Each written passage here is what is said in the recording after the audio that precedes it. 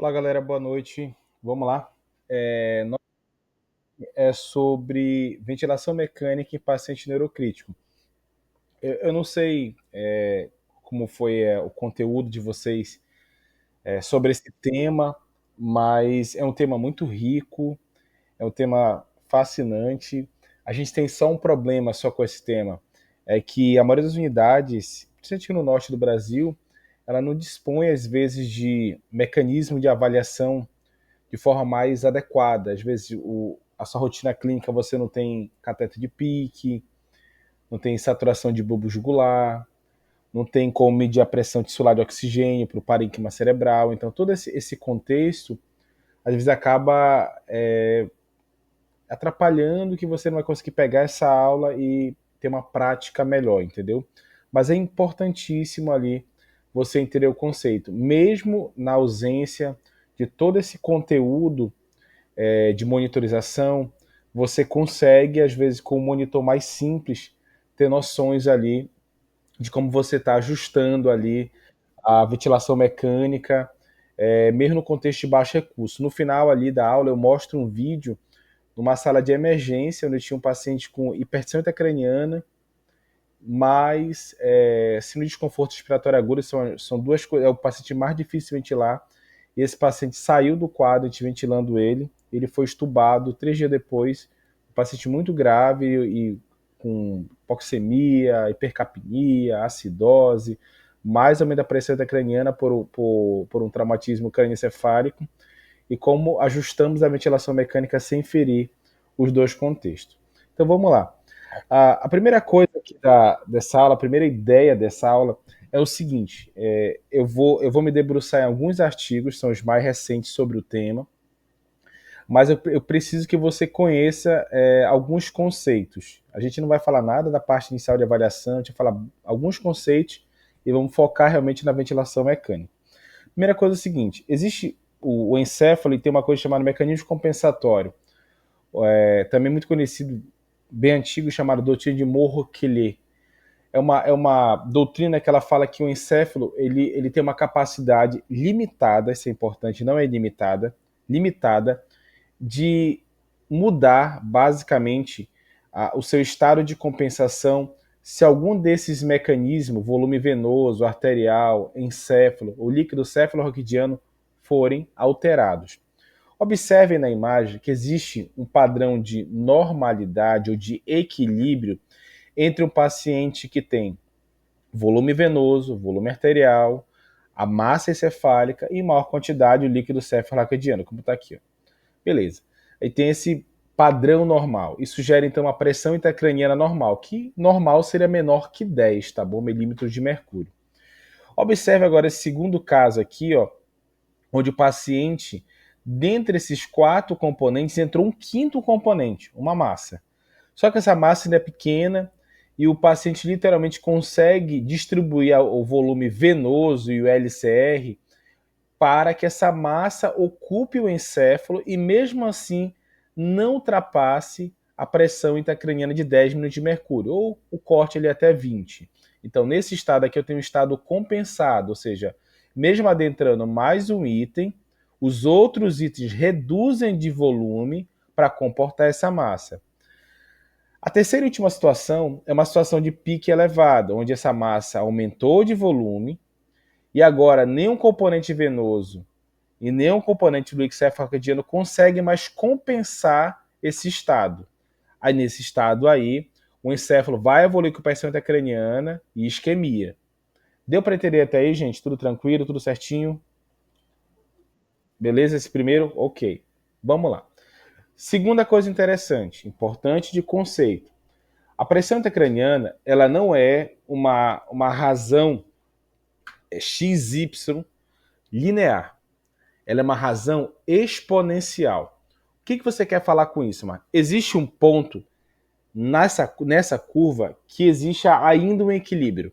Ou seja, você vai ter um aumento de uma massa e esse mecanismo de Monroe-Quillet consegue compensar isso daí.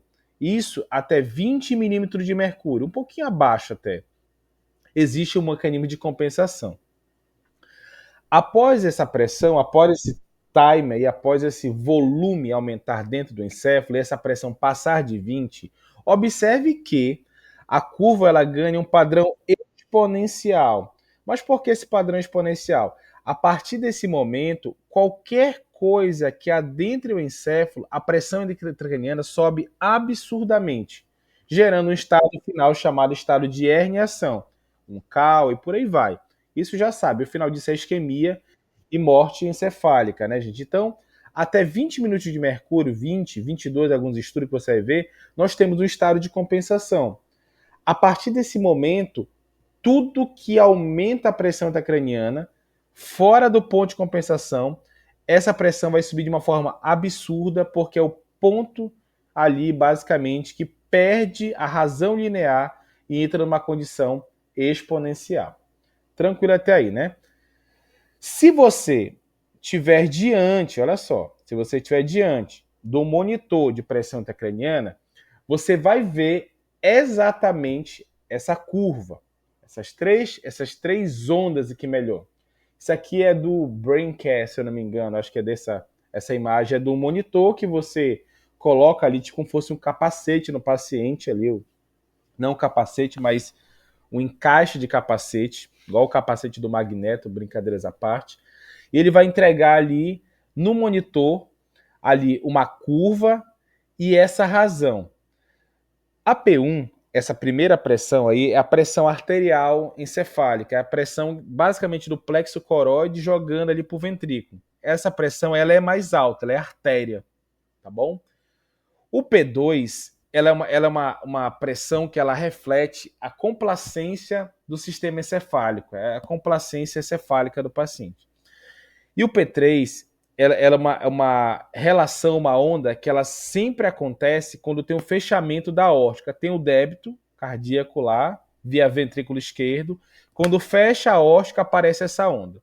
O normal é o seguinte, é a curva 2. Você percebe que tem o P1 mais elevado, o P2 vem logo abaixo de P1 e o P3 é uma curva mais arredondada, mas ela é uma curva que também não é tão baixa, rebaixada. Na situação número 1, nós temos um P1 muito elevado, um P2 muito baixo e um P3 quase visível. Isso aqui, gente, é ruim. Indica que a complacência ali do sistema encefálico, a pressão intracraniana está muito baixa. Possivelmente, aqui nessa condição aqui, o encéfalo vai sofrer com uma coisa chamada isquemia. Essa relação aqui, ó, P2 sobre P1, você vai dividir essa onda P2 para o P1, vai estar menor que 0,7, 0,6. Isso indica que também o encéfalo está sofrendo com isquemia. Você vê muito nas relações do valor de referência que tanto valores elevados como valores baixos são ruins, porque o valor elevado pode gerar vasodilatação, mas valores muito baixos também pode gerar vasoconstrição. Observando essa curva, vejo que o fechamento da aorta é muito baixo e a complacência ali ela está aumentada, ou seja, quase não tem complacência do sistema encefálico. O P2 está muito baixo em relação ao P1. Isso aqui também é ruim, tá? A gente vai gerar vasoconstrição e hipóxia. A curva número 2, ela é uma relação matemática onde P2 está muito próximo de P1. Olha, você percebe que P2, P1 pode chegar até 0,65 a 0,99. E o time to peak, ela é basicamente menor que 0,20, tá? Muito rápido, ou seja, eu tenho tempo para o pico aqui muito curtinho e tá tudo certo até aí, tá bom? Isso é normal, isso é uma complacência normal do sistema encefálico. Observe agora se você está diante de um monitor, tá, gente? De pressão intracraniana elevada, o P2 ele passa o P1, porque o cérebro vai inchando, vai aumentando de tamanho, e automaticamente o que você vai encontrar? Você vai encontrar um P2 muito elevado agora, que vai estar ou próximo de P1 ou até às vezes acima de P1. Essa relação P2-P1 na curva de pressão intracraniana dos monitores vai estar uma relação de 1 para 1,20, ou seja, P2 passou de P1. Quer dizer que a pressão ali no intracrâneo já está passando quase a pressão do plexo coroide. O time to peak já fica muito apertado, ou seja, fica muito rápido. Isso já tem alteração, gente. Vai ter possivelmente ali anisocoria, pode ter midríase, vai ter ausência de reflexo de tronco, redução dos reflexos de tronco encefálico. O paciente já pode começar a fazer aquela tríade de Cush, que é bradicardia, hipertensão, alteração de padrão respiratório. Isso aqui já tem que chamar a equipe, tá, gente? E qual o valor que vai aparecer no monitor? Maior que 20. Já vai começar a ficar maior que 20 milímetros de mercúrio. Na última situação aqui, gente, o negócio está muito feio. Ó, que você percebe que P2 ultrapassa drasticamente P1, a relação dá maior que 1,20. E esse tempo fica muito encurtado, esse tempo pro pico ele fica totalmente alterado. Isso aqui, gente, seriamente a equipe tem que ser chamada, tá bom? Então, observe a forma das curvas e você vai ver. Sempre que P2 está passando P1, ali tem alguma coisa alterada. Esse P2 está muito baixo em relação a P1, algum problema com débito cardíaco também, pode estar alterando, algum retorno de jugular, alguma coisa que esteja atrapalhando. Beleza até aí, gente? Ficou? Deu para entender então? Então a gente aprendeu algumas coisas. Doutrina de Moore-Kelly, a gente aprendeu ali basicamente como se comporta o comportamento do encéfalo frente ali uma entrada de um agente estranho ali nesse sistema venoso arterial parênquima encefálico e LCR. Nós aprendemos ali como é o comportamento da pressão intracraniana, que ela não é linear, ela tem um padrão exponencial, ela perde o mecanismo de compensação a 20 milímetros de mercúrio. E aprendemos, ó, meu amigo Paulo, tudo bem, meu amigo? Boa noite. E o terceiro ponto que nós aprendemos aqui agora é como é o comportamento gráfico da curva de pressão intracraniana no monitor do paciente de UTI. Que o normal é P1 está um pouco mais elevado, P2 está 80% de P1 mais ou menos, e P3 é uma curva mais arredondada mais embaixo, onde P1 reflete a relação plexo coroide ventrículo, P2 a complacência semicefálico e P3 ali o fechamento da válvula aórtica. Marde, beleza, eu entendi já essas três coisas, a doutrina, a pressão intracraniana e como eu devo observar os valores ali, ou a relação curva pressão intracraniana em monitores. E quais são os valores de referência? Vamos lá, vou tentar te colocar aqui os valores de referência. Seriam esses, tá, gente? Se você tivesse ali frente ali a valores de referência seriam esses. Cuidado, tanto valores elevados como reduzidos são ruins, observe. Ó.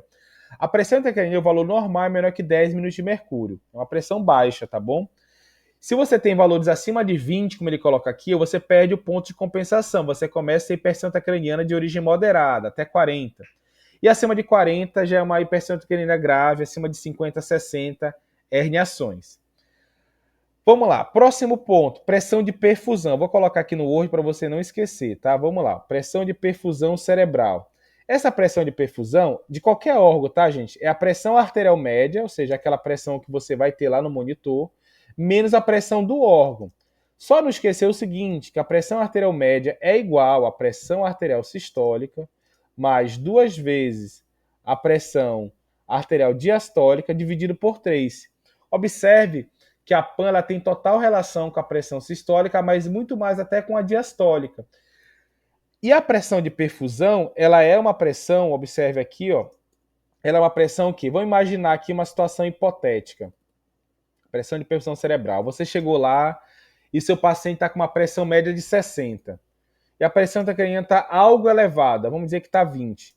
Vai dar uma pressão de perfusão de 40 milímetros. Marli, esse valor está normal? Observe que não, né, gente? Observe, ó, que uma pressão de perfusão adequada é acima de 70, maior ou igual a 70. E menor que 60 já tem sinal de isquemia. Então, se você pega aquele paciente que está ali em unidade de terapia intensiva, acabou de fazer um procedimento cirúrgico, neuro, e seu médico está mantendo o seu paciente ali com pressão 9/4, 9/5, você vai lá e já conversa com ele. Doutor, olha, a perfusão pode não estar legal, entendeu? A gente não tem noção de pressão intracraniana, tem ventilação mecânica, você aprendeu que a ventilação mecânica, por vários mecanismos, reduzem o retorno venoso de bulbo jugular, isso pode piorar a perfusão, isso não é legal. O que deveria acontecer, Mardi? O médico em questão, no mínimo, deveria manter uma pressão média de 90. Para ele manter uma pressão média de 90, ou ele manter uma sistólica a mais ou menos 140, com uma diastólica ali de 60, 50, 70, ou uma pressão sistólica de mais ou menos 130 com uma diastólica de quase 80. Porque se fora isso, matematicamente não dá 90 de média. Então ele tem que manter 90 de média para conseguir manter as 70 de perfusão. Tranquilo até aí, gente? Converse, tá, gente? Dialogue, isso é muito importante. É legal quando você demonstra que você tem conhecimento do que você está fazendo. Tá bom? Alguém entendeu até aí? Tá tudo certinho? Vamos lá. Resistência vascular cerebral. Ou melhor, fluxo sanguíneo cerebral, que é um pouquinho mais adentro. O fluxo sanguíneo cerebral é a pressão de perfusão cerebral, que é essa fórmula acima, dividido pela resistência vascular cerebral. Então, olha lá, vou tentar diluir ou separar essa fórmula. Então, o fluxo sanguíneo cerebral é a PAN, porque a PPC é PAN, menos PIC, dividido pela resistência vascular cerebral. Só que temos um pequeno problema. Existem algumas condições que alteram ali a resistência vascular cerebral. Olha só que interessante. Hipercapnia, ou seja, aumento da PaCO2 maior que 45 milímetros de mercúrio, ali, valores elevados, maior que 45, vão gerar vasodilatação. Eu tenho uma hiperreatividade cerebral para vasodilatação. Já a hipocapnia, ela tem um poder de vasoconstrição, tá bom? Vasoconstrição. De forma paradoxa, a hipóxia, ela é muito interessante, entendeu? A hipóxia, ela vasodilata, tá bom? Ela vasodilata no encéfalo, tá bom? E a hiperóxia, ela vasoconstringe. Marde, mas eu aprendi que o oxigênio é um excelente vasodilatador em todo o corpo, exceto no encéfalo, tá bom? Ela é o oposto. Então, resolvendo a questão aqui, ó. Isso aqui é importante, tá? É o beabá dessa aula. Vamos lá. A hipercapnia, ó, para cima de 45, ela vai pegar e vasodilatar, você vai entender o motivo. A hipocapnia, ali, ela vasoconstringe. Então, vamos raciocinar aqui, ó. Primeiro ponto aqui, ó. Vamos dizer que eu tenho um paciente que o PCO2 está maior que 45. Vou botar uma gasometria aqui, ó. Vou colocar 7,25, PCO2 de 60, um bicarbonato ali de 28, tentando compensar, mas não deu, com excesso de mais 3. Olha o que vai acontecer. Esse PCO2 de 60 aqui, gente, ele vai gerar uma vasodilatividade ali cerebral. Isso vai fazer o quê? Vasodilatação. Ou seja, o vaso vai ficar mais dilatado. Se ele fica mais dilatado, a resistência vascular cerebral diminui.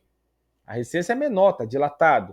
E o que vai acontecer se ele está no denominador? O fluxo vai fazer o quê? Ele aumenta. Fluxo aumentando, gente, o que acontece com a pressão intracraniana? Ela aumenta. Então, gente, olha que intrigante. Se você mantém o seu paciente hipercápnico em contexto de injúria cerebral aguda, você reduz a resistência vascular cerebral, essa resistência vai aumentar o fluxo cerebral e vai aumentar a PIC. Mas isso é bom? Depende. Vamos imaginar que você está num contexto de um HSA, de um paciente que acabou de clipar o aneurisma, ou está com o aneurisma não clipado.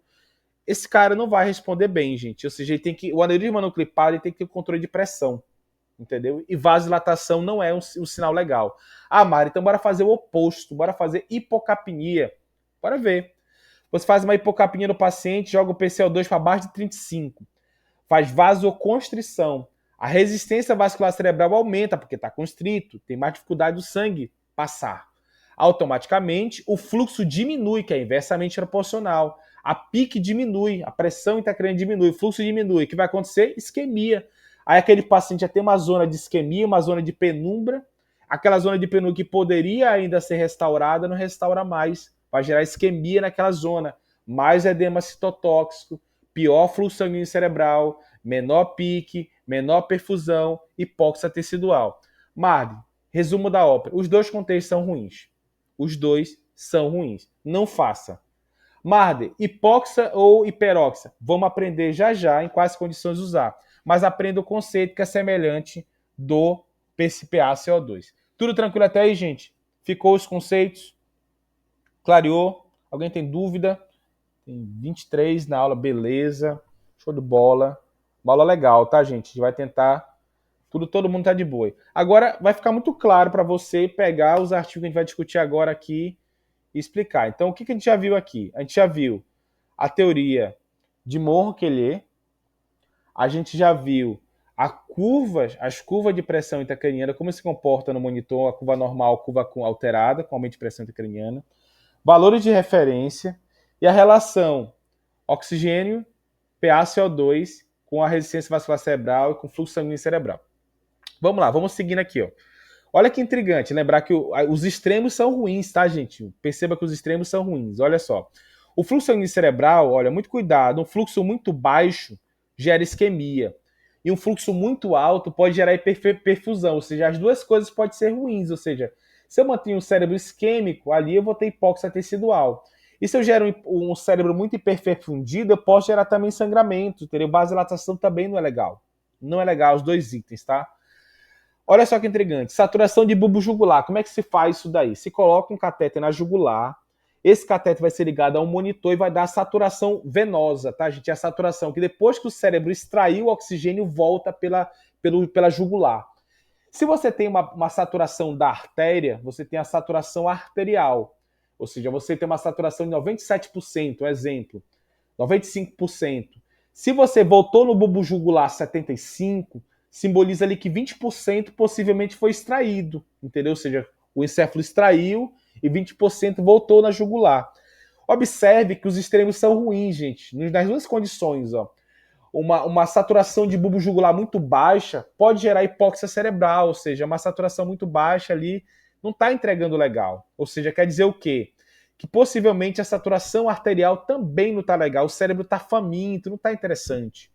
Outra coisa intrigante, ó, observe também que uma saturação de bulbo jugular muito alta também não é legal, pode simbolizar duas coisas: hiperperfusão, ou seja, aquele cara está muito vasodilatado, ou número 2, o cérebro está morto já e não consegue mais extrair o oxigênio.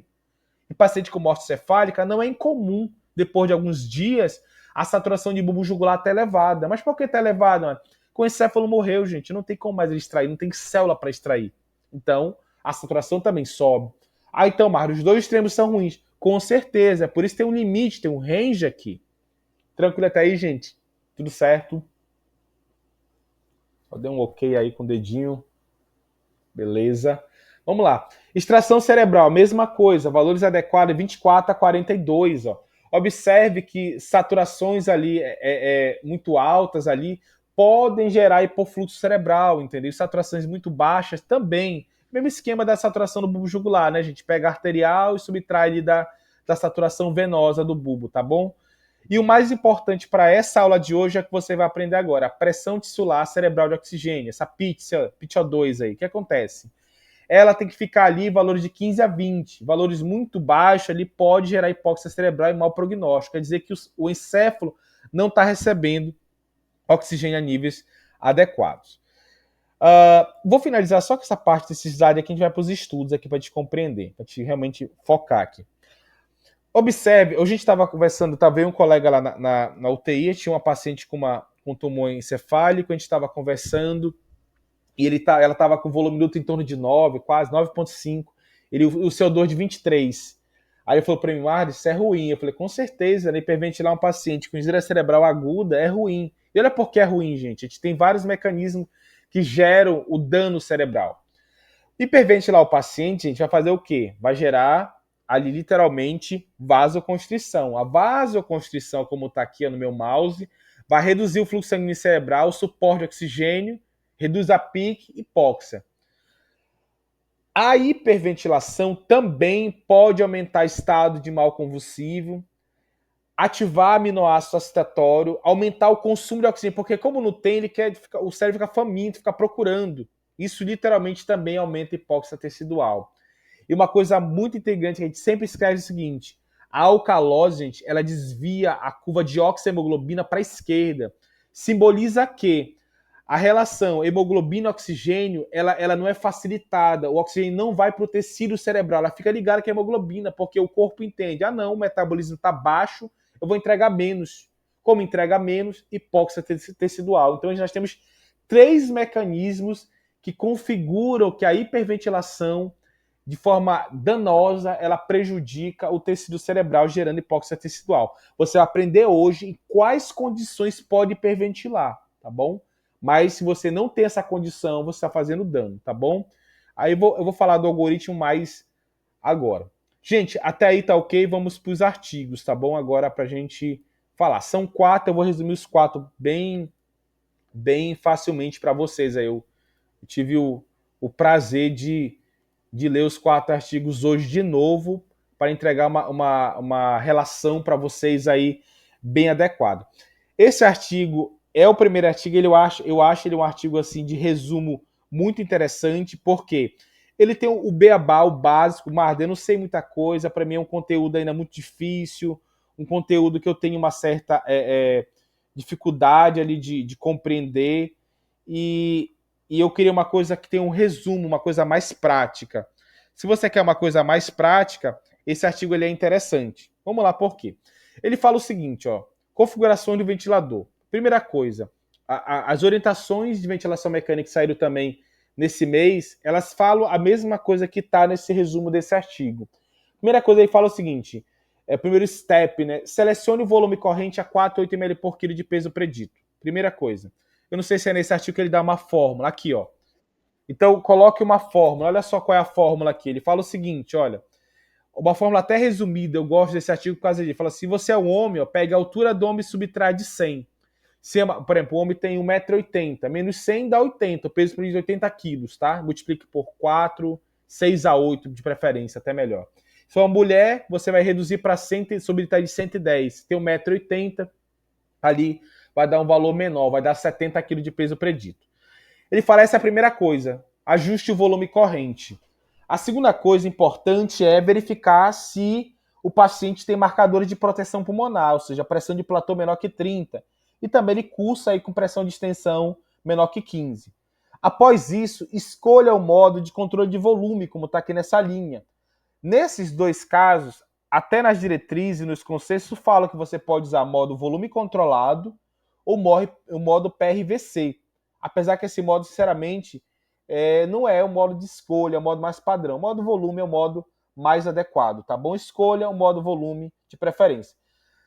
O próximo item é verificar se a PaCO2 está de 35 a 45. Mas por quê? Porque já explicamos agora que a PaCO2 de 35 a 45, se ela não tiver nesse padrão, ela é má prognóstico. Você vai gerar o paciente ou vasoconstrição ou vasodilatação. Tá, gente? Use uma PIP baixa, tá? Uma PIP usual, como ele coloca aqui, como fosse para qualquer outro paciente. Comece com 5 centímetros de água e saiba que, mesmo essa PIP de 5 centímetros de água, pode alterar a pressão de perfusão cerebral por reduzir retorno venoso. Aí você chega naquela unidade que o paciente oxigena bem, ventila bem, aquela lá, PIP 8, PIP 7. Para quê? Não entendo. Por quê? Se o paciente já com 5 tem efeito deletério, que você aprendeu hoje, pressão intratorácica em relação ao retorno venoso, e piora de pressão de perfusão, para que colocar valores mais altos se eu não tenho um contexto adequado, tá, gente? Isso vai alterar a pressão de retorno venoso de jugular, tá bom? Muito cuidado. Vai cair o débito. Simplesmente vai cair. Não faça isso, tá bom? Outra coisa interessante é não tolerar hipovolemia, né? Conversar com a equipe, porque a gente já sabe, se a PAN tá baixa, a pressão de perfusão também tá baixa. O volume em depressão, baixo, isso é ruim. Isso estraga ainda mais. Aí tem um cenário perfeito. Aí você tá lá, pressão 9 por 4, 9 por 5, média de 60 a 55, pique 20, vamos imaginar. Pressão de perfusão lá 30. Aí o cara lá com 8, 9 de PIP. Pronto, ferrou. O cenário perfeito da hipóxia. Um mau ajuste da pressão média, um mau ajuste de pressão de perfusão e o desavisado colocando uma PIP inadequada no sistema hipovolêmico. Gente, não se coloca PIP enquanto a volemia não está ajustada no paciente neurocrítico. Não existe isso, tá bom? Tá escrito em alto e bom tom aqui, tá bom? Não faça isso, tá bom? É 5 e depois você ajusta se for necessário no contexto de SARA, tá bom? Vamos falar isso um pouquinho. Outra coisa que ele sugere aqui é minimizar a driving pressure mechanical power, né, gente? Muito cuidado com os cenários ali onde você tem principalmente hemorragia, tá? Então, pressões muito altas ali também podem alterar a pressão de perfusão cerebral, a pressão intracraniana. De preferência, tem um monitor, aí já começa a criar um problema, né? Porque a maioria das unidades não tem um monitor de pressão intracraniana. Vamos lá. O resumo desse artigo tá aqui nesse quadro, nessa imagem, tá bom? Diz assim, como ajustar a ventilação mecânica invasiva, ou seja, como é a ventilação mecânica invasiva em um cenário de júria cerebral aguda. Primeiro aqui, ó, quadro à esquerda, né? Eu não tenho uma pressão intracraniana elevada. E eu aqui à direita, eu tenho uma pressão intracraniana elevada. Vamos lá. Primeira coisa aqui, então, eu não tenho SARA, não tenho aquela síndrome de desconforto respiratório agudo. O que eu faço? Ele fala assim, coloque o volume corrente de 4 a 8. tá bom? De peso predito. Limite o platô a 30, frequência de 20 a 25, PIP usual, PIP standard, 5. Acabou, gente. Resolvido, ventilação básica, sem inventar roda, tá bom? Desde que PaO2 80 a 120. Olha só, já começa a primeira recomendação de uma leve peróxia, tá bom? Mas por quê, mano? Porque a pressão tissular de oxigênio tem que estar um pouco mais alta, tá bom? Maior que 10, de preferência. E a PaCO2 de 35 a 45. Evite a hiperventilação, tá? A hiperventilação é tão danosa como a hipóxia. Tão danosa. Não faça isso, tá bom? Segundo ponto, aqui, eu não tenho pressão intracraniana elevada. Você vê que é uma pressão menor que 20 ou menor que 22, tá? Isso que é não elevada para eles, tá? Cuidado com isso, não é menor que 10, não. Pode ser menor que 20 ou 22, dependendo do artigo. E o paciente tem SARA, entendeu? É o contexto ruim, vou te dividir nos quadros depois. O que ele fala? Estratégia protetora pulmonar. O cérebro está protegido, proteja o pulmão agora. 4 a 8 ml por quilo, vai reduzindo pela driving pressure. Pressão de platô menor que 30. Respiração 20 a 25. PIP, usual ali 5 e ajuste pela mecânica, desde que você pode aumentar, mas se tiver avaliação que não está caindo a pressão de perfusão cerebral. Posição prona, controverso, tá, gente? Pode fazer? Pode. Aí ele vai colocar no artigo seguinte, que é de forma usual, ou seja, você avaliar caso a caso ali a posição prona. Checando a pressão de perfusão, checando a pressão intracraniana e verificar sinais anormais, tá bom? Qualquer coisa, tem que tirar o paciente da prona. Entre o pulmão e o encéfalo ele é prioridade, tá bom? NMBA é bloqueador neuromuscular, tá, gente? SARA moderada e grave, de preferência bloqueio. Bloqueio para quê, Mário?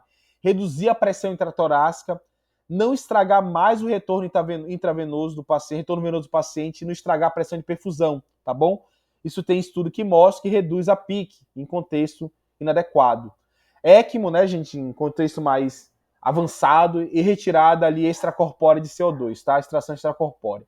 Aqui é o cenário mais difícil, tá, gente? Agora a gente começa a entrar no mais difícil, eu tenho pressão de perfusão, pressão intracraniana elevada, mas não tenho SARA. Configurações usuais a modo volume. Volume, frequência, PIP, tá bom? E controle estrito da pressão intracraniana. Agora o cenário mais difícil, gente, ventilar é esse. SARA e pressão intracraniana elevada. Alguém perguntou aí? Está sendo compartilhado normalmente. Alguém tem uma pergunta? Deixa eu ver aqui.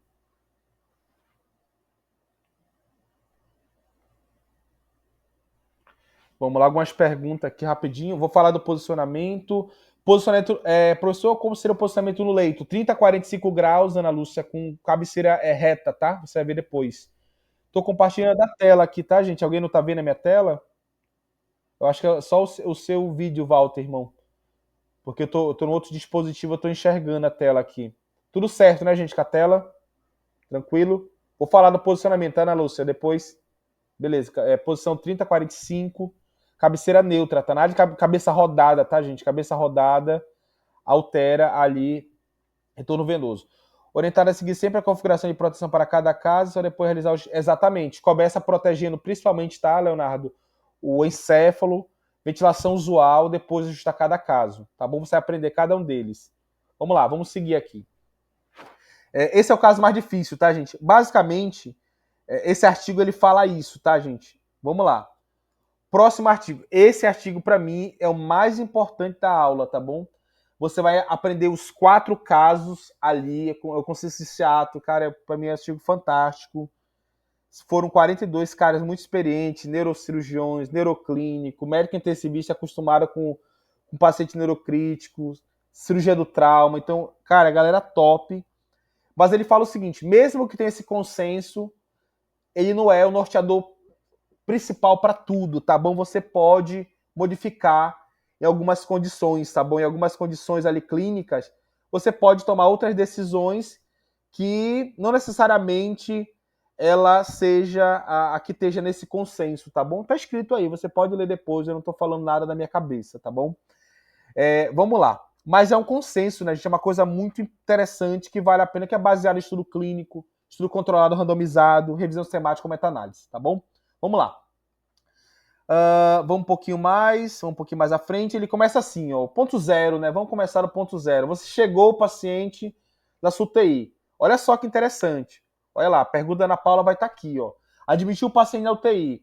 Paciente foi entubado, garante via aérea, precisou, estava rebaixado. Entra com suporte ventilatório, usual, volume corrente, frequência, FO2, tá bom? Tudo direitinho, modo volume. Observe o status pupilar, se tem anisocoria, midríase, já vê lá a pontuação direitinho, eleva a cabeceira 30 a 45, mas por que não deixa reto? Porque altera o retorno jugular, tá, gente? Cabeceira 30 a 45, tá? De preferência com goniômetro. Analgesia tá de acordo com sinais para dor. Para quê, gente? A analgesia não é baseada na pressão intracraniana e na pressão tissular de oxigênio, tá? Vou dizer aqui, note. É baseado nos sinais de dor. Você pegou o paciente no ponto zero ainda. Sedação, gente, para prevenir ali a agitação, dissincronia paciente-ventilador, não baseado ainda, tá, gente, na pressão intracraniana, não baseado na pressão tissular. Temperatura, prevenir e manejar por isso febre, tá, gente? Mensurar de preferência corretamente ali a temperatura, evitar temperaturas muito elevadas, menor que 38 de preferência, tá bom? Inserir um catéter central, de preferência, uma linha central, e de preferência também o paciente ter uma linha arterial, tá, gente? Para quê? Para ter a PAM on time, sempre está aparecendo a pressão sistólica, diastólica e a pressão média. Se você tiver lá na sua unidade um capnógrafo, tá? Capnógrafo on time também ali, porque é importante. Como diz aqui, considere, né, anticonvulsivante, medicação de por até uma semana, não mais do que isso, tá? Se não tiver na indicação. Ele fala que a pressão de perfusão cerebral deve se iniciar ali, ó, maior que 60, outros locais menor que 70.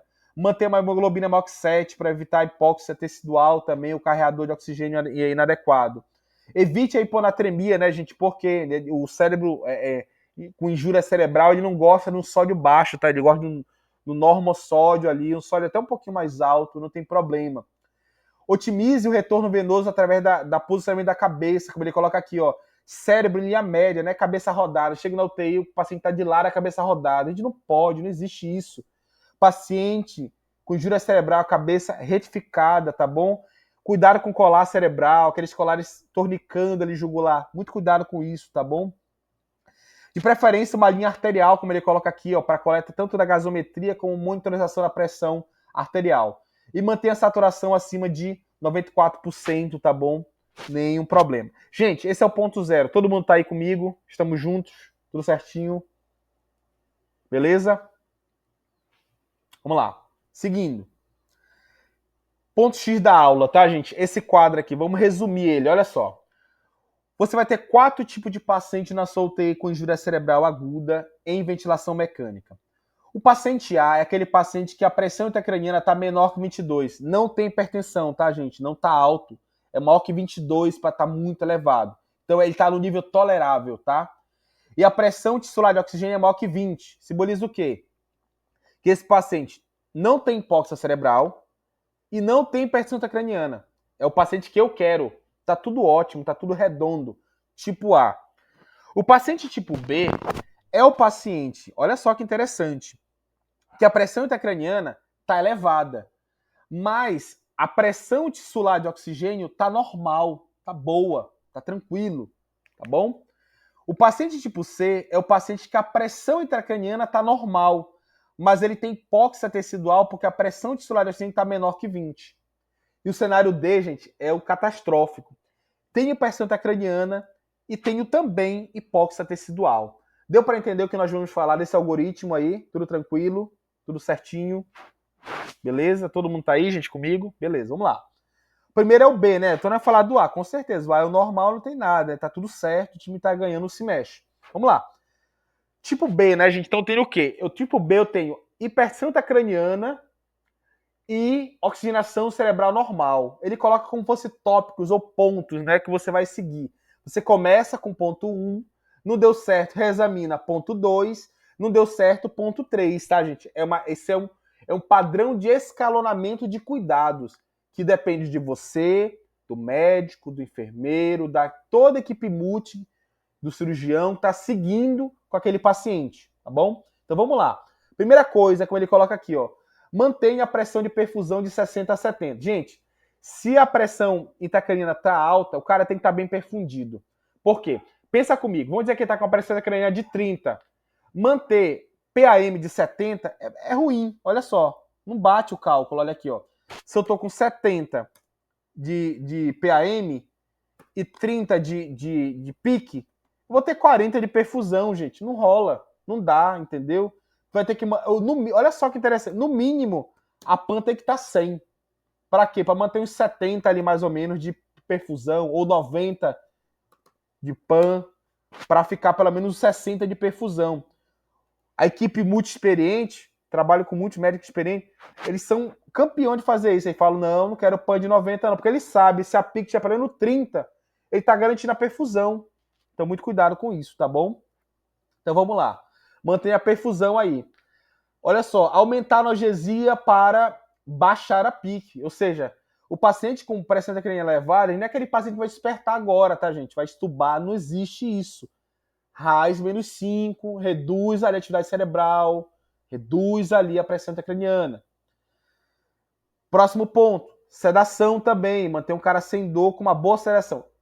Eu sou o cara benzoal, que eu chamo. Eu não gosto do benzodiazepínico na UTI. Mas essa é uma exceção da regra, tá, gente? É totalmente de acordo.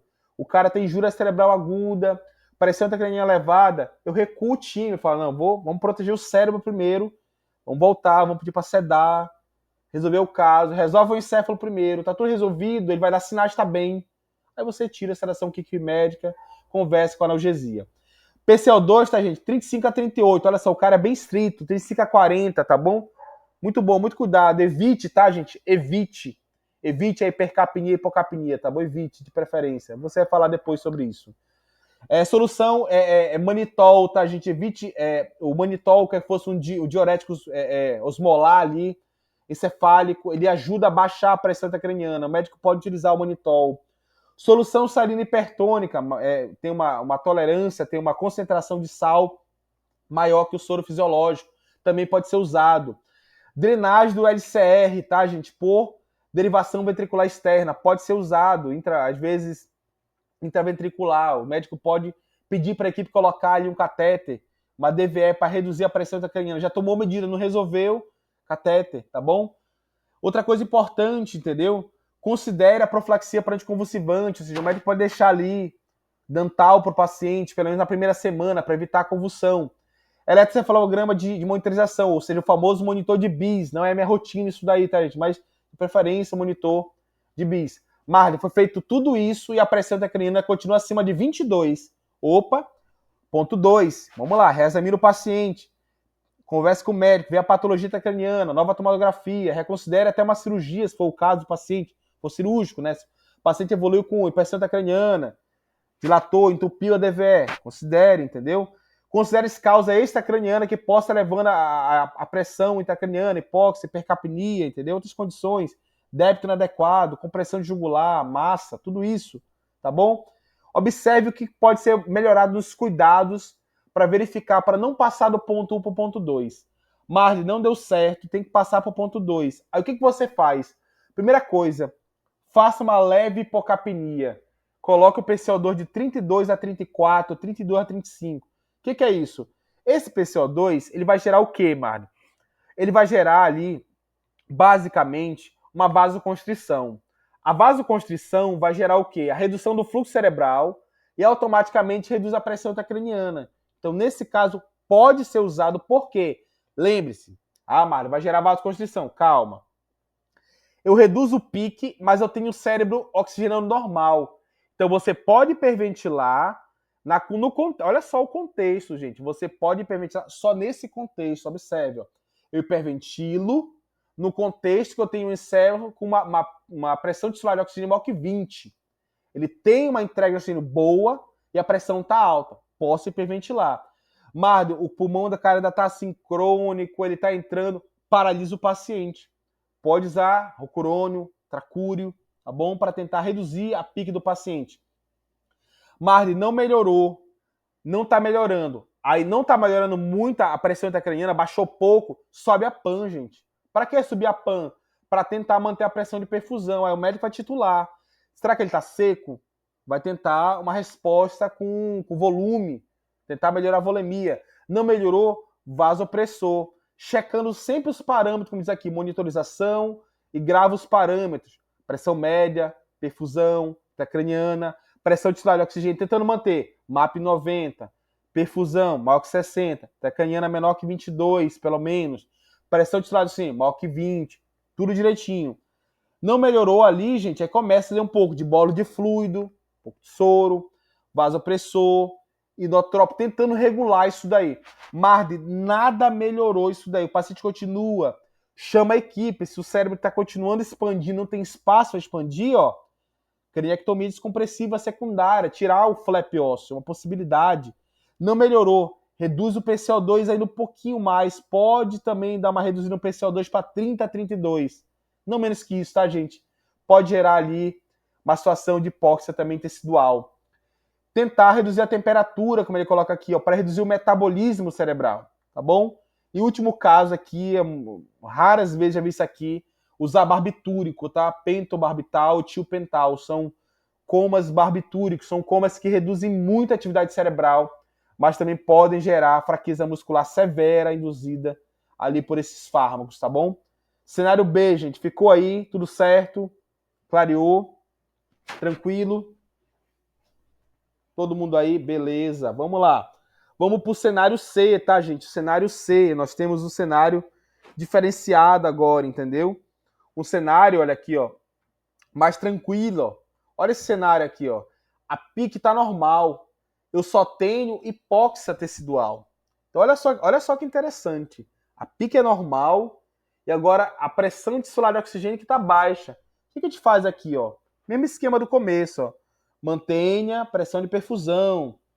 Incremente a perfusão para o máximo, para 70. Use fluidos, vasopressores, inotrópicos. Olha só, pode manter a PCO2 um pouco acima de 35, como ele fala. Não manter muito baixo, por quê? Manter muito próximo de 35 vai vasoconstrigir, piorar ali o fluxo, piorar a hipóxia. Não é adequado, não é interessante. Considere aqui, olha só que interessante, considere uma PaO2 mais elevada. Você vai ver que o alvo aqui vai ficar por volta de 150, tá, gente? É de 80 a 120 o começo, mas pode gerar uma PaO2 de 150, incrementando até uma FO2 de 60, como ele coloca aqui. Considere o monitor de BIS, tá? O monitor de eletroencefalograma. Marley, não melhorou. A pressão a pressão tisular de oxigênio continua menor que 20, está baixa. O que ele fala aqui, ó? Incremente mais a ventilação mecânica, aumente a FO2 do ventilador para uma PO2 de 150. Para basicamente essa pressão intracraniana ali, verificar se ela continua baixa, tá, gente? Verifique se ela vai reduzir, se ela continua baixinha, melhor que 22. Considere, olha só que interessante, drenagem do sistema do líquido cefalorraquidiano. Considere isso. Incremente, às vezes, a sedação do seu paciente. Às vezes precisa, porque o paciente está mal ventilado, é um paciente com um pouquinho já de lesão pulmonar, pneumonia, então precisa o paciente estar mais tranquilo. Por vezes, até bloqueado, se tiver um contexto de SARA. Nada melhorou, Marley. O que acontece? O médico vai correr atrás da pressão média, melhorando ali pressão de perfusão, com fluidos, vasopressor, inotrópico, para tentar melhorar a perfusão, para ver se melhorando a perfusão melhora a pressão tisular de oxigênio. Marden, nada disso melhorou. O que acontece? Vamos para a opção 3. Gente, isso aqui é intrigante. Observe isso, tá, gente? Olha só, observe muito bem isso. No cenário 3, onde eu continuo com hipóxia tecidual, você vai, olha só que interessante, hipoventilar o doente. Marden, nunca vi isso. Tá aqui, gente, tá aqui, ó. Alto e bom som. Incremente ali a PaCO2 para 45 a 50. Marden, eu vou gerar hipercapnia? Exatamente. Vai gerar hipercapnia, mas vai evitar a hipertensão craniana. O que é isso, Marden? Vai gerar hipercapnia, vai vasodilatar um pouco o paciente, vai aumentar o fluxo sanguíneo cerebral, mas desde que a pique dele não passe de 22, tá bom? Possibilidade. Hipóxia normobárica, que é basicamente manter a PaO2 próxima a 150 ali, tá bom, gente? Para verificar se tudo isso melhora o paciente. Não melhorou nada disso, o que ele fala aqui? Transfunde. O paciente está com a hemoglobina menor que 9 ali, transfusão, melhorar o carreador de oxigênio. Ficou, gente, até aí, tudo certinho. Tá clareando o consenso desse ato aí. Tudo bem, todo mundo tá em cima. Beleza. Tamo junto. Vamos lá, vamos pro cenário aqui. O cenário C, né, gente? Esse cenário aqui, o cenário D, perdão, é o cenário mais catastrófico, né? O cenário que você tem ali as duas coisas. Olha só como tem que ter muita cautela aqui, tá, gente? E por incrível que pareça, não duvide se é o cenário mais comum na sua UTI.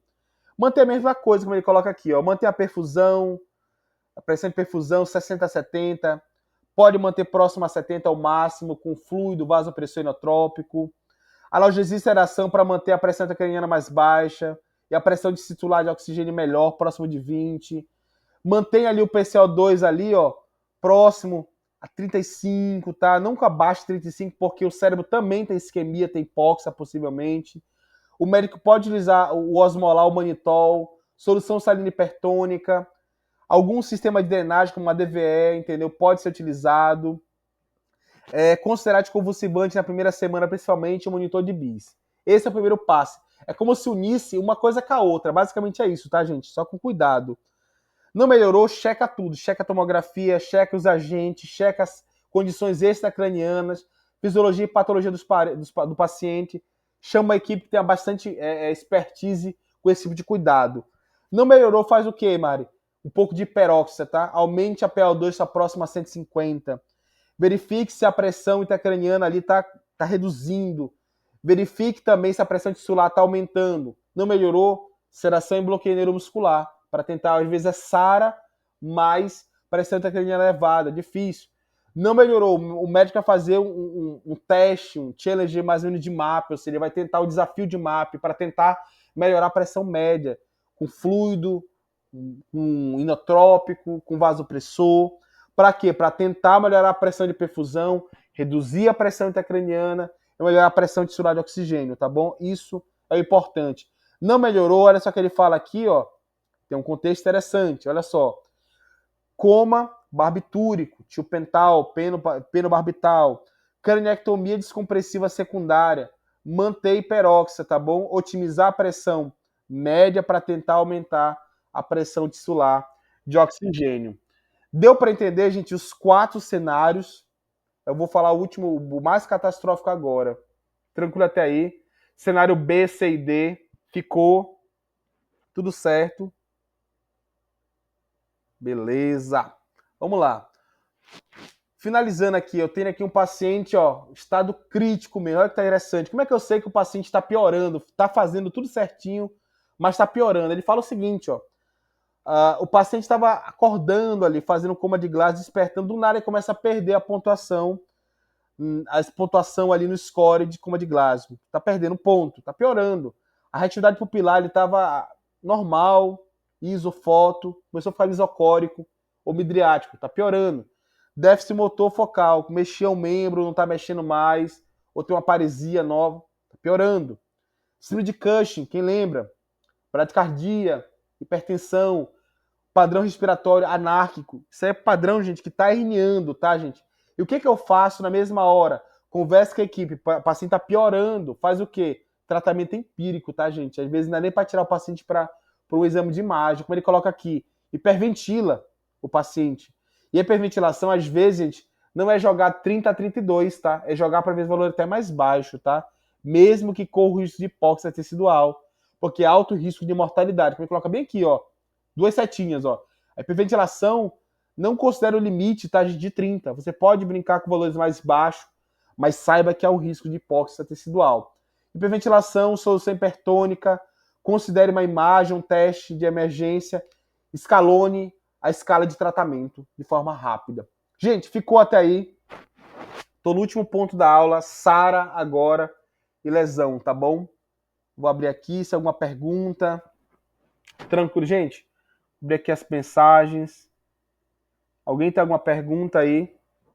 Vamos lá, vamos ver as perguntas aqui, tranquilo. É indicado o uso do BIS para avaliar o grau de sedação? Sistema compensatório. Ana Lúcia, de preferência sim, com certeza. O monitor de BIS, putz, é fantástico. Você conhece a grafia do Propofol, você conhece a grafia dos benzos. A anestesista é campeão para conhecer isso, entendeu? Ele conhece a grafia. Só de olhar a grafia do monitor de BIS, ele sabe qual é a droga que está sendo utilizada. Ele sabe se o paciente está profundo ou parcialmente especializado. E também tem monitor para bloqueio neuromuscular. Se você não sabe também, gente, tem como saber a profundidade do bloqueio. É um monitor que fica no polegar e dá para saber ali, basicamente, por atividade também elétrica, qual é a profundidade do bloqueio, tá bom? Vamos lá. Alguma pergunta a mais? Tá tudo certinho ali? Podemos seguir, gente. A última parte aqui agora. Alguém tem alguma mão? Walter, mete ficha. Boa noite.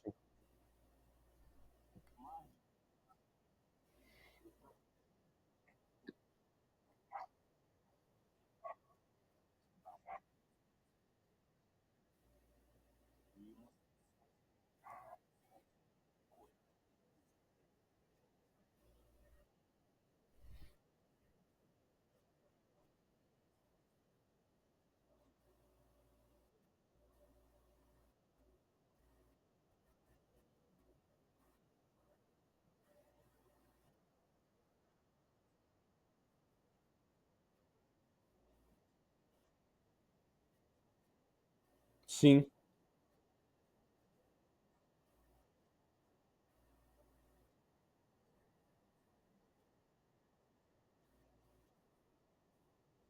muito.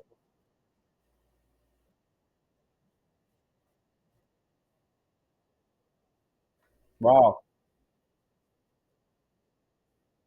show. Cara, essa parte da aula tocou no ponto. Alguém tem mais uma pergunta? A gente vai entrar nessa aula agora, que é o impulso. O que altera o impulso respiratório nesse paciente? Cara, é uma coisa fantástica, entendeu? Alguém tem alguma pergunta sobre isso, gente? Vamos lá, então. Ninguém. Vamos seguir aqui. Essa aula é fantástica, gente. Putz, é um negócio muito interessante. A gente esquece isso, a gente vai lendo, aprendendo, acaba esquecendo um pouco sobre isso. Gente, esse é um dos melhores artigos que eu acho ali sobre cuidados respiratórios e paciente com injúria cerebral. Esse Claude Guerrin, só para quem não sabe, Claude Guerrin, gente, o editor-chefe ali, é o dono do Proceva ali, literalmente é a última terapêutica que muda desfecho em paciente com STRA, tá bom? Olha só, vamos lá, vamos entrar aqui. Ele fala dos cuidados respiratórios, tal, autorregulação, tá bom? Vamos lá, deixa eu falar um pouquinho. Vamos adentrar nisso daqui. Primeira coisa, vamos lá. Algo bem interessante sobre esses cuidados ventilatórios. Primeira coisa, o controle de gases, tá, gente? O controle de gases, por si, ele já é uma condição que altera o centro respiratório. Por quê? O centro respiratório, gente, ele pode ter sido alterado, literalmente, porque a lesão cerebral foi lá. Foi no tronco cerebral, uma isquemia. Vai ter, literalmente, tudo anárquico. Segundo ponto importante. Não foi lá, mas o edema citotóxico, a alteração de gases, ela gera alteração no pH, na PaCO2, que ataca o tronco cerebral. Então, vai ter alteração nessa regulação. Vamos falar mais profundo isso aqui já já. Bom? Terceiro ponto, o oxigênio, seja hipóxia e peróxia, também altera esse metabolismo cerebral. Então, esse é o primeiro ponto, tá? Localização da lesão, fatores, mesmo que a distância neuroquímica altera o tronco cerebral, dependendo como está aqui no texto, dependendo da sensibilidade, do tamanho da área afetada e por aí vai. Esse é o impacto. Tudo isso altera o fluxo sanguíneo cerebral e altera todo esse medicamento, essa reserva compensatória. Então, essa autorregulação cerebral, ela fica anárquica. Vaso constringe, vaso dilar, vaso constringe, vaso dilar. Essas mudanças, quando você toca o paciente para modo pressórico, vai acontecer. É por isso que essas alterações, Walter, ela acontece. A primeira explicação é essa. As oscilações da PaCO2 oscilam a atividade e o impulso respiratório em modos pressórico. A flutuação da PaCO2 gera um tronco cerebral mais quimiosensível. Primeira coisa. Vamos lá. Agora, fantástico, gente. Para mim, essa é a parte mais fantástica aí do impulso. Eu vou colocar aqui, vou tentar expandir. Olha só. Ele fala o seguinte: como eu tenho as principais alterações, para não demorar muito, eu vou logo na imagem, tá, gente? Olha só. Como eu tenho um crosstalk cérebro-pulmão. Como que o impulso cerebral ele pode estar elevado? Por quê? Porque ele fica taquipneico, bradipneia. Por quê? Mesmo sem um padrão daquele padrão normal, Shine Stoke, por aí vai, Bio, por aí vai. Não, ele não está nisso. Mas o impulso é estranho, a P01 é estranha. Horas ele está bem, horas está mal. Estranho. Por quê? Olha só. Uma injúria cerebral aguda, gente, com aumento de pressão intracraniana, que ainda está um pouco elevada, você não tem monitor às vezes, pensa que está tudo bem, está despertando, acorda ele, coloque em modo pressórico, seja PSV ou auxílio controlado da pressão. Isso pode gerar nesse paciente uma tempestade de catecolaminas. Essas catecolaminas podem aumentar a resistência vascular sistêmica, tá bom? Aumenta a resistência vascular sistêmica. Essa é a primeira hipótese. A segunda hipótese é aumento da resistência vascular pulmonar, gente. Tudo isso, gente, por incrível que pareça, tanto a resistência vascular sistêmica, aumentando a pressão de lado direito de coração, como a própria pressão direita aumentada por resistência vascular pulmonar, vai ter vazamento capilar pulmonar. O que é isso? Edema pulmonar neurogênico. O que é o edema pulmonar neurogênico? O raio-x era bonitinho quando chegou. 48 horas depois, o raio-x está totalmente inflamado. Bate, às vezes, com um processo de desmame. O que está acontecendo aí? Possivelmente, no início do desmame, tempestade de catecolamina, aumento da resistência vascular sistêmica, aumento da resistência vascular pulmonar, vazamento capilar, ali aquela alteração da pressão transvascular, isso vai gerar edema pulmonar neurogênico. A segunda é que esse paciente que já tem um cérebro mais inflamado, neuroquimicamente, com aumento de pressão intracraniana elevada, essa barreira sangue, encéfalo, ela está elevada, ela está facinho de passar ali. Mediadores inflamatórios transpassam essa barreira encefálica muito fácil. As células ali que estão ligadas ali, como citocinas inflamatórias, células neutrófilos, células dendríticas, células com padrão de moléculas associada a danos, essas DAMPs, todas essas células aí, gente, geram o quê? Uma injúria endotelial, epitelial, que vai correr pela corrente sanguínea e vai chegar onde? No capilar pulmonar. Com mais ventilação mecânica, como ele coloca stress strain elevado, o que é isso? SARA. Isso, gente, é que gera o impulso respiratório elevado. Fora isso, a gente esquece que toda a parte química, glomo aórtico, glomo carotídeo, tronco cerebral, reflexo de Harry, tá tudo doido, tudo inibido, tá, gente? Por quê? Quimicamente, não se pode esquecer que há um crosstalk entre as duas coisas. Tranquilo até aí, gente? Deu para entender? Respondi pergunta, Walter.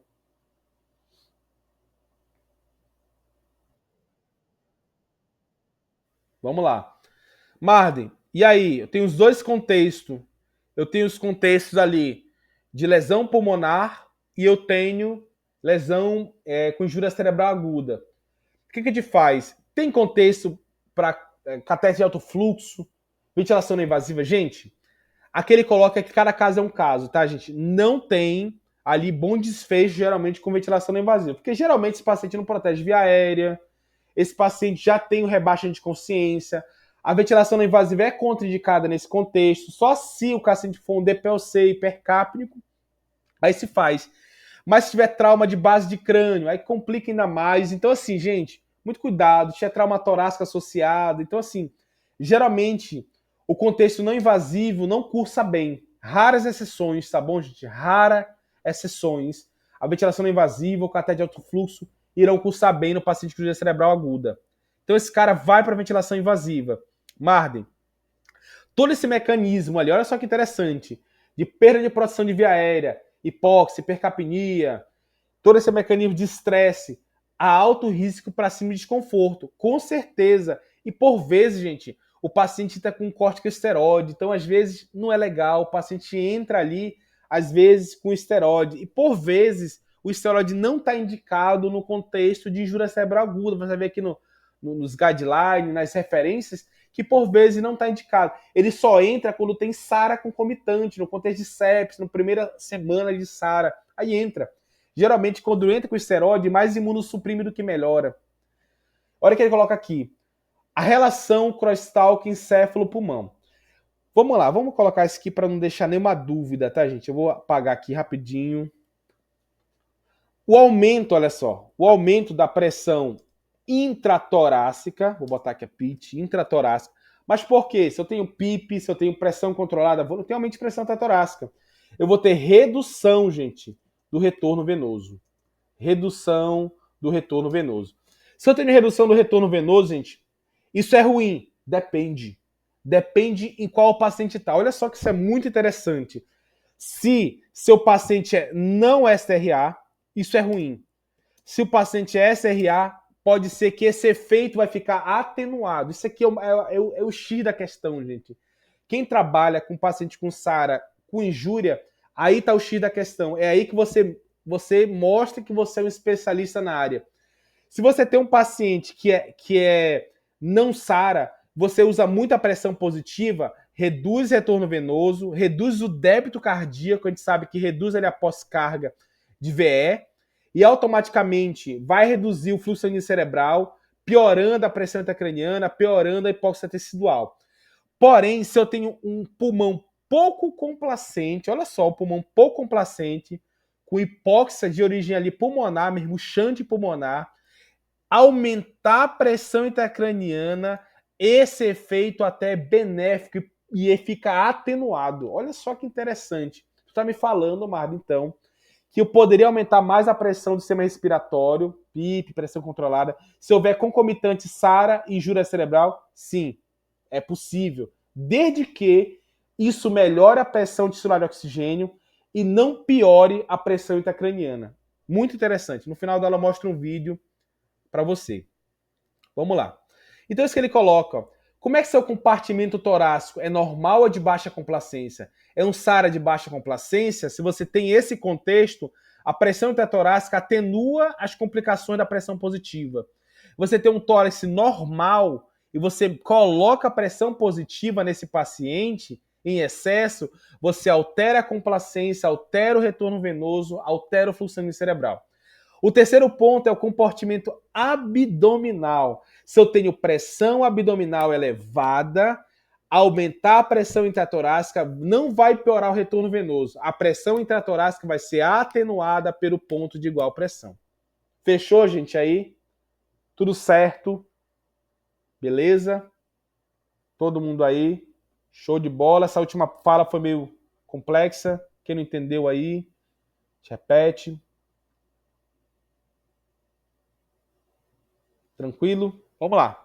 Final da aula aqui então, tá, gente? Aqui é o seguinte, o quadro tá meio de lado, tá meio ruim, mas eu vou tentar ler para vocês aqui, tá, gente? Olha o seguinte, ó.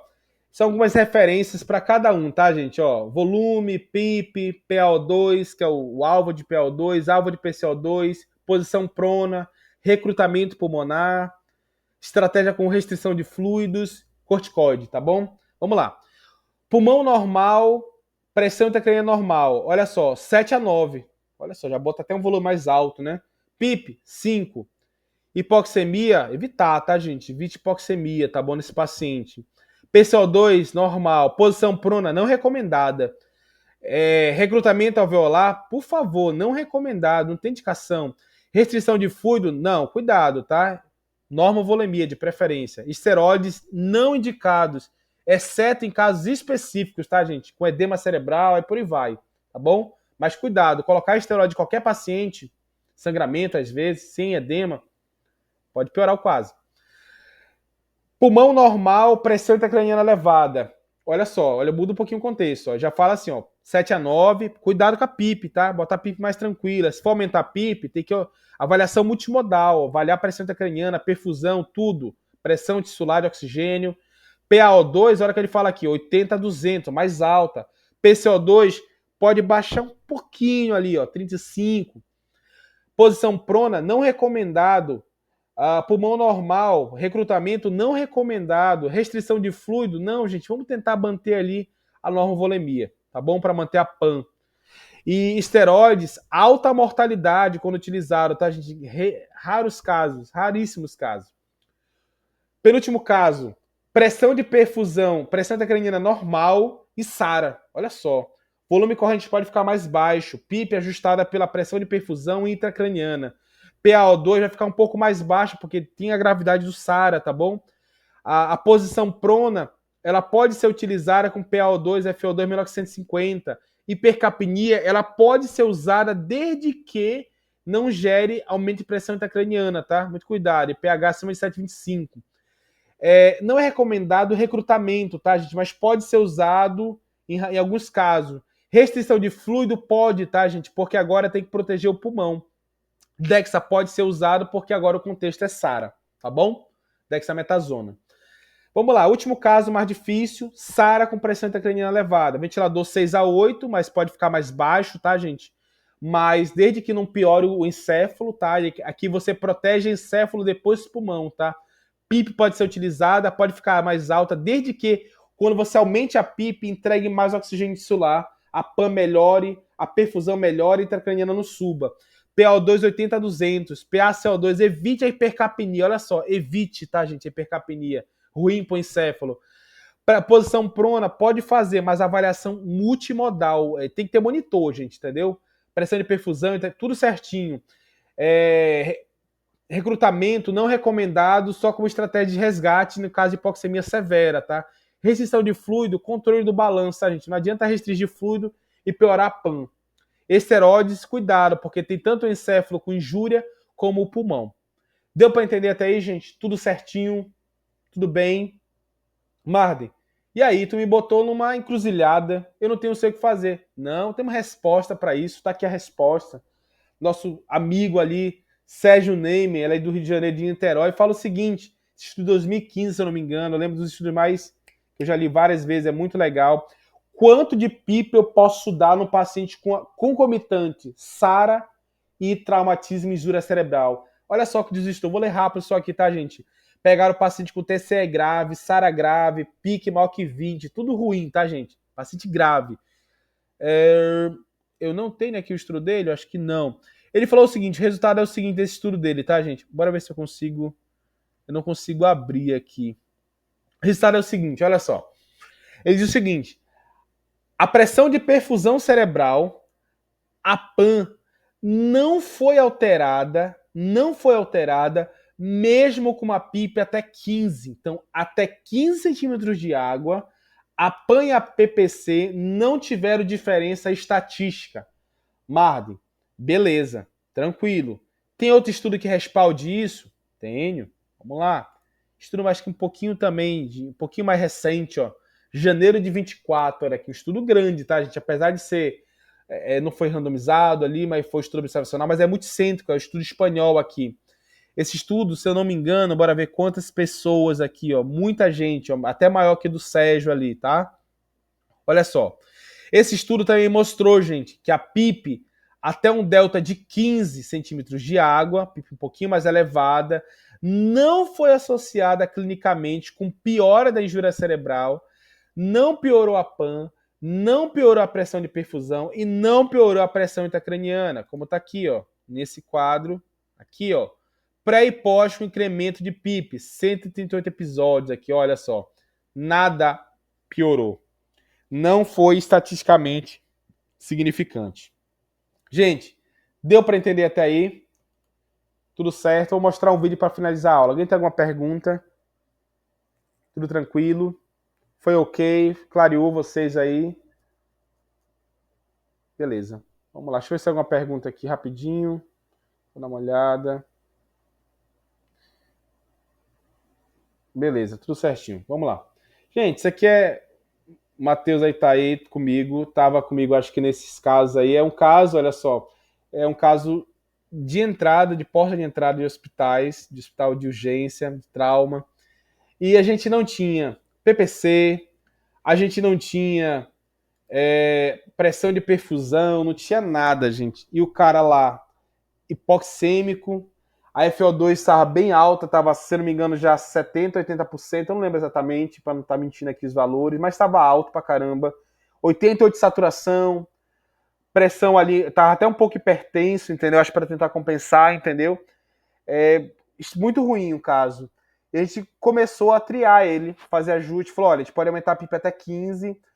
Como eu não tinha pressão de perfusão nem pique, eu fiquei olhando se aquela pressão de PIP não estava derrubando a PAN. Se a PAN não caiu, eu mantive pelo menos a mesma perfusão que estava, ou seja, eu troquei 6 por meia dúzia. Matemática base, ou seja, nem melhorei nem piorei, até que prova o contrário. E esse paciente saiu, gente. Foi um SARA que não tinha como pronar ele. A gente otimizou a PIP até 15 e conseguiu. Do jeito que ele estava aí, eu calculei o potencial de recrutamento desse paciente em modo PCV. E dá para fazer isso? Claro que dá. Vamos checar o vídeo. Eu vou ver o que eu tô falando, tá, gente? Aqui.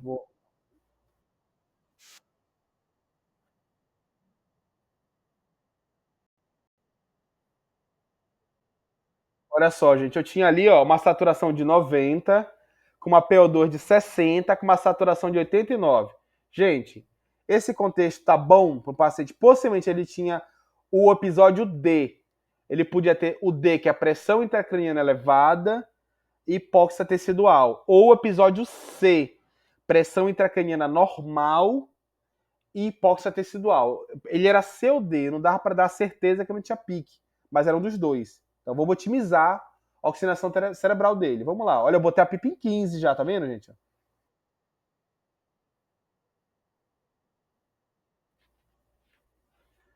Aqui era uma injúria cerebral, um TCE, com trauma também torácico, tá, gente? Por isso que tinha SARA concomitante. Eu pergunto, posso aumentar a PIP nesse contexto? Vamos lá. Ó. Então, a primeira coisa que eu fiz aqui, gente, foi avaliar o potencial de recrutamento. Como é que a gente faz? A gente calcula a complacência respiratório. Pode calcular em modo V, tá, gente? De preferência, calcule em modo V, a complacência.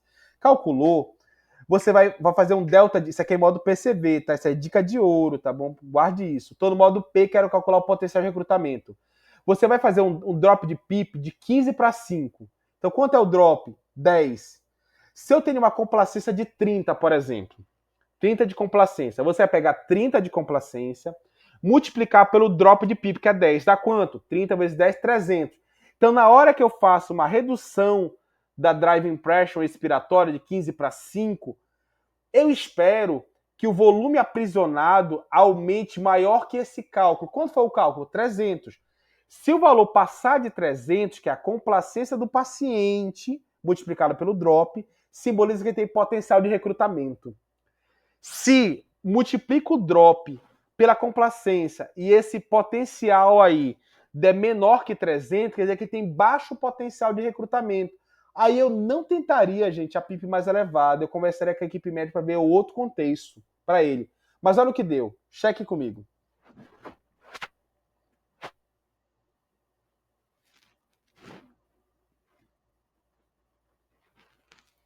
Então a complacência estava em 35, tá, gente? Eu falei aqui agora. Então o volume aprisionado deveria estar quanto? 350. Tem que passar de 350. Botei a PIP de 15 e chequei tudo. Ó, tava 36 complacência, drop de PIP de 10. O volume esperado é passar de 360. Olha o volume PIP alta, 573. Quando eu botar em PIP baixa, esse volume vai aumentar. Aí eu vou subtrair o volume da PIP baixa menos o volume da PIP alta. Só subtrair. Se passar de 360 é alto potencial.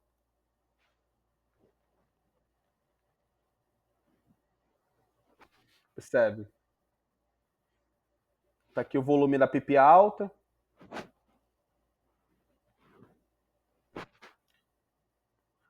E, gente, eu já tava olhando, eu já tava macaco velho ali, olhando já a PAN, chequei pupila, chequei quando eu fiz a PIP de 15, ela começou a saturar muito rápido, saturar bem.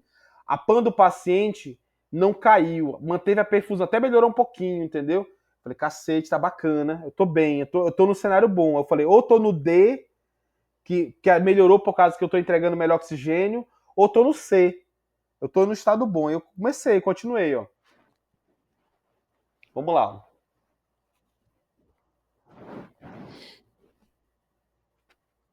Então esse volume aqui teria que passar pelo menos 920, né, para passar dos 360, né? Isso aqui mais 360 dá lá os 920 mais ou menos. Bora lá, ó.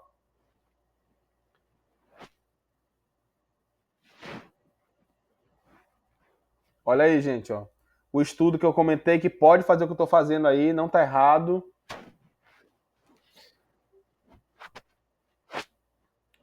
Vamos lá. Vou baixar a PIP agora, observe. Ó.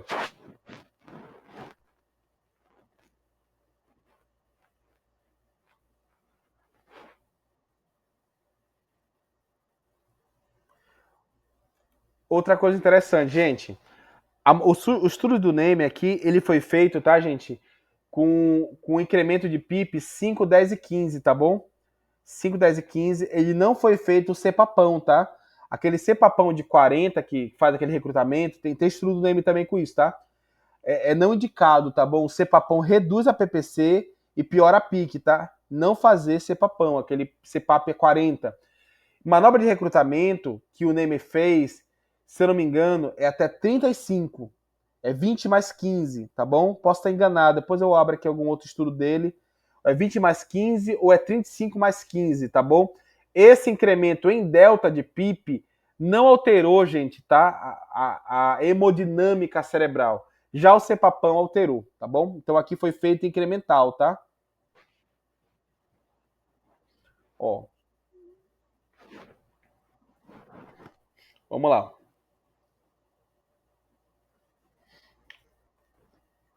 Esse aqui é o estudo dele, ó. Até 15, tá? Ainda melhora a entrega de oxigênio.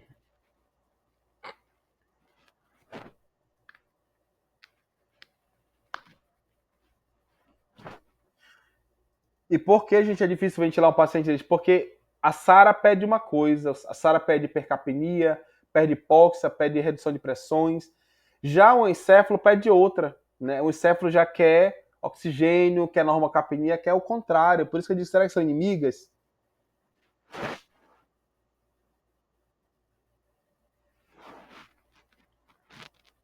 Vou baixar a PIP agora, já observe, ó. Observe, ó.